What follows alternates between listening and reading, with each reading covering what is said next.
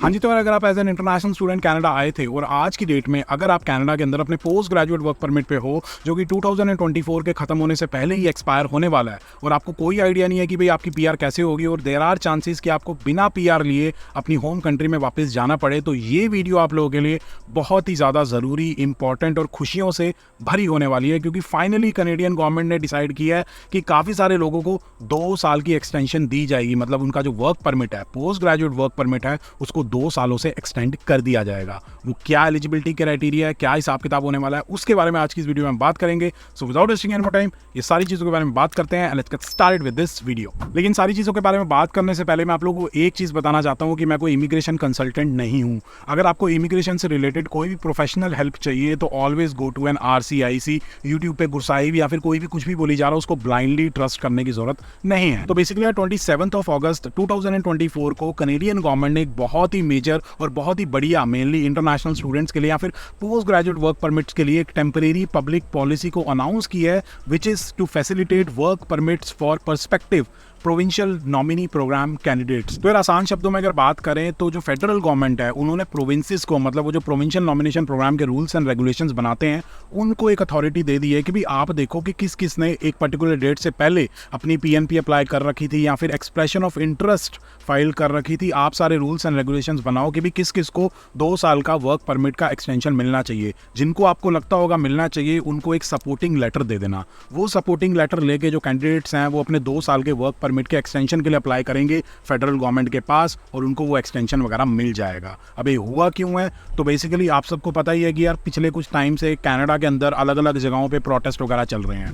मतलब मैनिटोबा के अंदर काफ़ी सारे लोगों ने प्रोटेस्ट किया था। प्रिंस एडवर्ड आइलैंड्स के अंदर international students, post graduate work permit holders ने प्रोटेस्ट किया था, अपनी आवाज़ उठाई थी, हंगर स्ट्राइक पे भी गए थे क्योंकि काफ़ी सारे रूल्स वगैरह चेंज कर दिए थे। ब्रैम्पटन के अंदर, सरी के अंदर, टोरंटो, वैंकूवर, हर जगह काफ़ी ज़्यादा आउटरेज हुआ था, क्योंकि काफ़ी सारे लोग थे, मतलब 70,000 से ज़्यादा स्टूडेंट्स हैं जिनका पोस्ट ग्रेजुएट वर्क परमिट इस साल एक्सपायर होने वाला है और उनकी पीआर का कोई अता पता नहीं है। क्योंकि अभी रिसेंटली पिछले कुछ टाइम से कनेडियन गवर्नमेंट पॉलिसीज़ के अंदर, रूल्स एंड रेगुलेशंस के अंदर काफ़ी सारे चेंजेस कर रही हैं, जिनका डायरेक्ट इंपैक्ट इंटरनेशनल स्टूडेंट्स या फिर post graduate work permit holders के ऊपर हो रहा है, जो अपनी PNP या फिर PR अप्लाई करना चाहते हैं। काफ़ी सारी प्रोविंसेस ने अपनी PNP बंद कर दी। प्रिंस एडवर्ड आइलैंड ने अपने PNP के प्रोग्राम्स में काफ़ी सारे चेंजेस कर दिए, जिसकी वजह से बहुत सारे स्टूडेंट्स इंपैक्ट हुए हैं। मैंने जो वीडियो बनाई थी जिसमें बोला था कि भाई 70,000 तक स्टूडेंट्स रिपोर्ट हो सकते हैं, उसमें मैंने भी ये बोला था कि भाई एटलीस्ट ये सारे जो लोग हैं इनको एक फेयर चांस तो ज़रूर मिलना चाहिए, क्योंकि भाई साहब ये लोन लेके आए हैं, काफ़ी सारे सपने वगैरह देख के आए हैं, काफ़ी सारे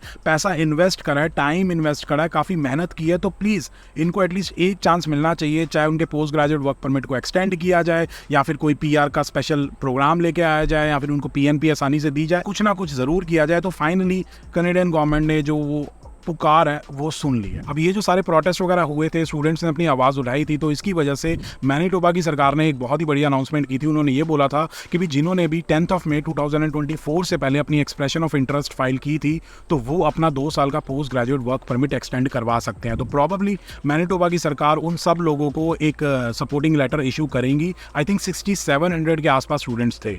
उसी के साथ साथ एल्बर्टा की गवर्नमेंट ने भी अभी रिसेंटली एक बहुत ही बड़ी अनाउंसमेंट की है। उन्होंने ये कहा है कि जिन लोगों का भी 7 मई 2024 से लेकर 31 दिसंबर 2024 इसके बीच में वर्क परमिट एक्सपायर हो रहा है और उन्होंने एल्बर्टा की PNP अप्लाई कर रखी है, या फिर दूसरे लोग वो हैं जिनकी PNP को एल्बर्टा की गवर्नमेंट ने रिजेक्ट कर दिया था जस्ट बिकॉज उनके वर्क परमिट एक्सपायर हो चुके थे, तो उन लोगों को भी एक्सटेंशन करवाने का मौका मिलेगा, उन लोगों को भी सपोर्टिंग लेटर्स वगैरह मिलेंगे। तो इसी तरीके से यार फेडरल गवर्नमेंट ने अनाउंसमेंट कर दी है सारी प्रोविंसेस के लिए कि उनको अगर लगता है कि किसी पर्सन को PNP मिलनी चाहिए या फिर उनका वर्क परमिट एक्सटेंड होना चाहिए, तो उनको वो लेटर ऑफ सपोर्ट, मतलब सपोर्टिंग लेटर वगैरह इशू कर सकते हैं, और उसको लेके जो कैंडिडेट है वो अपना वर्क परमिट एक्सटेंशन की जो एप्लीकेशन है उसको डाल सकता है, और प्रॉबली उसका 2 साल से वर्क परमिट एक्सटेंड हो जाएगा, which is a very great news for the people जो कि सीरियस है यहाँ पे अपना करियर बनाने के लिए, लोन वगैरह लेके आए हैं, अपने पेरेंट्स को सपोर्ट करना है, मतलब उनके सर पे काफ़ी ज़्यादा स्ट्रेस है, तो उनके लिए बहुत ही बढ़िया न्यूज़ है। मतलब वो अपना यहाँ पे करियर वगैरह बना पाएंगे। 2 साल का टाइम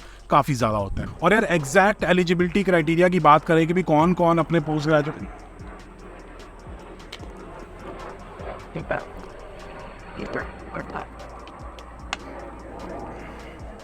और यार अगर एग्जैक्ट एलिजिबिलिटी क्राइटेरिया की बात करें कि भी कौन कौन एलिजिबल होगा अपना 2 साल से वर्क परमिट एक्सटेंड करवाने के लिए, तो टोटल 3 टाइप की कंडीशंस हैं। कंडीशन ए, कंडीशन बी, कंडीशन सी। उनके अंदर भी सब कंडीशंस हैं, लेकिन ए बी सी में से अगर आप एक भी टाइप की कंडीशन को फुलफिल करते हो तो आप अपना वो वर्क परमिट वगैरह एक्सटेंड करवा सकते हो 2 साल से, तो हिसाब किताब बढ़िया हो जाएगा। तो अब कंडीशंस के बारे में बात कर लेते हैं। तो बेसिकली यार अगर पहली कंडीशन की बात करें तो वो है कि the foreign national holds a valid work permit, मतलब आपके पास एक वैलिड वर्क परमिट होना चाहिए जो फ्यूचर में एक्सपायर होने वाला है। दूसरी चीज़ ये आती है कि has submitted an application for a new work permit under section 200 of the regulations. अभी under section 200 of the regulations क्या होता है, इसके लिए आप एक किसी RCIC या फिर प्रोफेशनल को कंसल्ट कर सकते हो, लेकिन ये चीज़ है। तीसरी चीज़ ये है कि has provided with the application referred to a support letter और a letter of employment from the foreign nationals current employer. तो बेसिकली 2 डॉक्यूमेंट देने होंगे, एक तो होगा सपोर्ट लेटर और साथ के साथ जहां पे भी आप काम कर रहे हो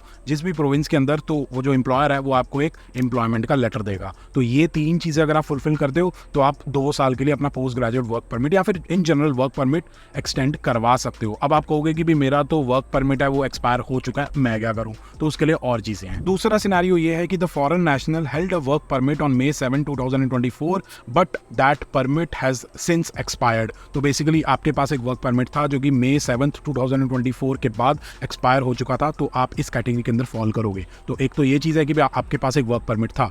दूसरी चीज़ ये है कि आपने एक नया work permit under section 200 of the regulations submit किया था। और तीसरी चीज़ ये है कि आपको एक सपोर्ट लेटर देना होगा और एक एम्प्लॉयमेंट लेटर देना होगा, और आप अपना वर्क परमिट 2 साल से एक्सटेंड करवा सकते हो इस कंडीशन के अंदर। अब तीसरी कंडीशन के बारे में बात करते हैं। तीसरी कंडीशन ये है कि द फॉरेन नेशनल, मतलब कि आपको 7 मई 2024 से पहले कनाडा के अंदर काम करने के लिए ऑथराइजेशन थी और आपने अपने वर्क परमिट एक्सटेंशन के लिए एप्लीकेशन डाल दी थी, जो कि अभी पेंडिंग है, अभी अप्रूव नहीं हुई है या फिर अप्रूव हो भी चुकी है। एक तो ये चीज़ आपने कर रखी है। दूसरी चीज़, आपने एक नए वर्क परमिट के लिए अप्लाई कर रखा है under section 200 of the regulations, और साथ के साथ कनाडा के अंदर एज अ टेम्परेरी रेजिडेंट रहने के लिए आपने एक्सटेंशन के लिए अप्लाई कर रखा है। और उसके साथ साथ तीसरी चीज़ ये है कि आपके पास एक सपोर्ट लेटर है और आपके पास अ लेटर ऑफ एम्प्लॉयमेंट है from a foreign nationals current employer, मतलब आपके एम्प्लॉयर से आपके पास एक लेटर ऑफ एम्प्लॉयमेंट है।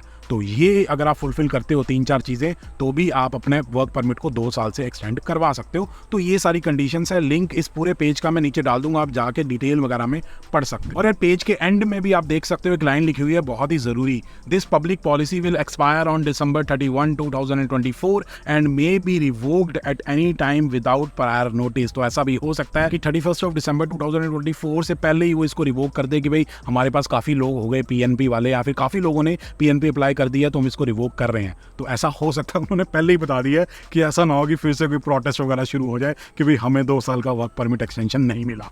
तो ये हिसाब किताब है। बाकी आपको ये पता ही है कि भी कनाडा के अंदर आजकल जो हालत है वो थोड़ी सी ख़राब चल रही है। जॉब्स की बात कर लो, इमिग्रेशन की तो हम बात करते ही रहते हैं, या फिर घर वगैरह खरीदने की बात कर लो, फाइनेंसिस की बात कर लो, कुछ भी बात कर लो, दिक्कत वाला काम हो रखा है। उसके बारे में अगर आप डिटेल में जानना चाहते हो कि भी क्या दिक्कत वाला काम हो रखा है, उसके लिए आप ये राइट वाली वीडियो चेकआउट करो। और ये जानना चाहते हो कि मेरे ओपिनियन में ओंटारियो सबसे बेकार जगह क्यों है इमिग्रेंट्स के लिए रहने के लिए, तो ये लेफ्ट वाली वीडियो चेकआउट करो, ऑब्जेक्टिवली बात की है। बाकी अगर आप लोगों को वीडियो पसंद आई तो please like, share and subscribe, and as always stay healthy and keep hustling.